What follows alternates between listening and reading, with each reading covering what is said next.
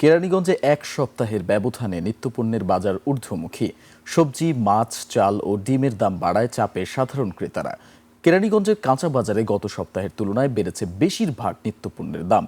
সবজির কেজিতে বেড়েছে 15 থেকে 30 টাকা, মরিচ বিক্রি হচ্ছে 280 টাকা, টমেটো 100 টাকা এবং রুই কাতলা মাছ 350 থেকে 450 টাকা কেজি দরে বিক্রি হচ্ছে।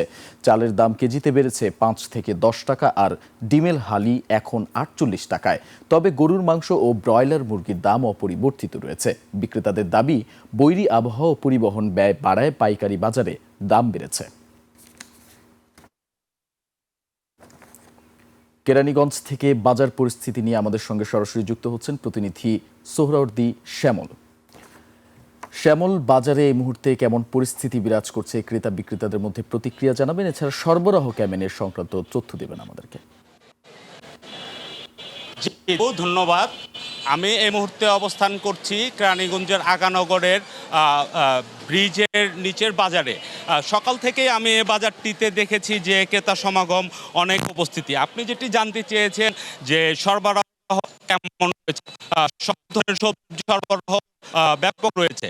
তবে বর্তমানে আলুর দাম রয়েছে 30 টাকা, পেঁয়াজ 50 টাকা, মরিচ গত সপ্তাহে ছিল 240 টাকা, এই সপ্তাহে হচ্ছে 280 টাকা, লাউ 80 থেকে বেড়ে দাঁড়িয়েছে 100 টাকা, টমেটো গত সপ্তাহে ছিল 70 টাকা, এই সপ্তাহে 100 টাকা, এই সপ্তাহে 280 টাকা।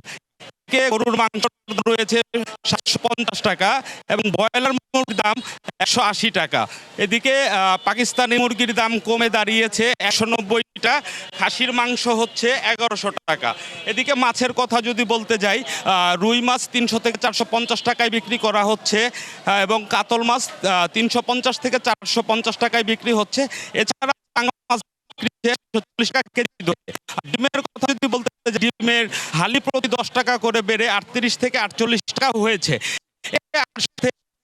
কথা হয়েছে বিক্রেতা এবং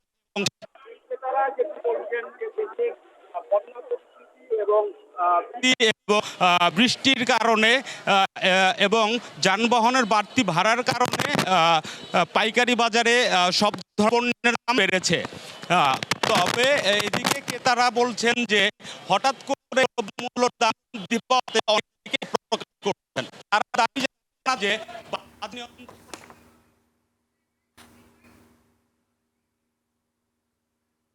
জি, ধন্যবাদ শ্যামল আপনাকে।